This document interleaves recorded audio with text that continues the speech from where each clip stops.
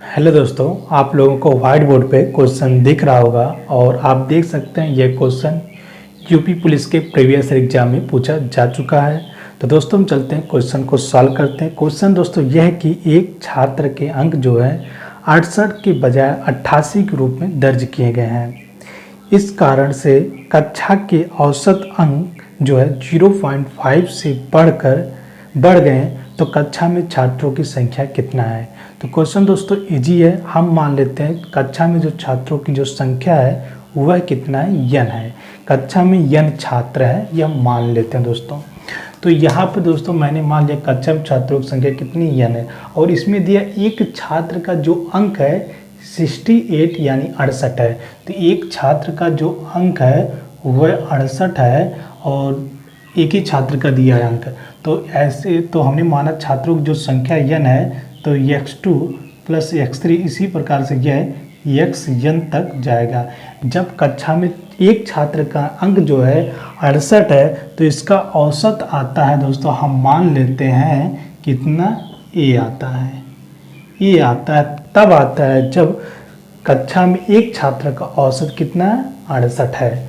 तो हम इसको ऐसे लिख लेते हैं 68 plus x2 dot dot x1, और ये हो जाता है n, ये हो जाता है दोस्तों, ये हो गया। अब क्या आता है कि अगर जो 68 है एक छात्र का अंक, इसके जगह अगर 88 हो जाता है, तो अब 88 अगर हो जाता है दोस्तों क्या होता है देखिए, डॉट डॉट x1, तो 88 जब हो जाता है तो छात्र का जो औसत है यह a है, यह जो है 0.5 क्या हो जाता है, 0.5 बढ़ जाता है। तो इसको हम ऐसे लिख लेते हैं 88 plus x2 dot dot x1, ये हो जाता है n a प्लस 0.5 हो जाता है दोस्तों। यहाँ पर दोस्तों हमारे पास दो इक्वेशन है, फर्स्ट इंटू सेकेंड।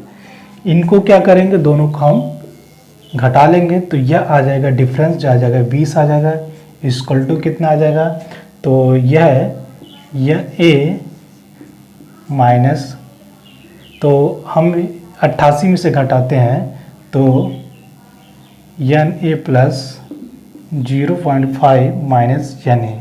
तो दोस्तों यहाँ पे देख सकते हैं n a कट जाएगा, और 20 इक्वल टू 0.5 इंटू n, और यहाँ से जो आप डिवाइड करेंगे तो n इक्वल टू 20 बटा 0.5। इसे आप सॉल्व करेंगे तो छात्रों की संख्या कितनी हो जाएगी, 5 चौक 20, छात्रों की संख्या जो हो जाएगी वह 40 हो जाएगी, और यही इस क्वेश्चन का राइट आंसर हो जाएगा।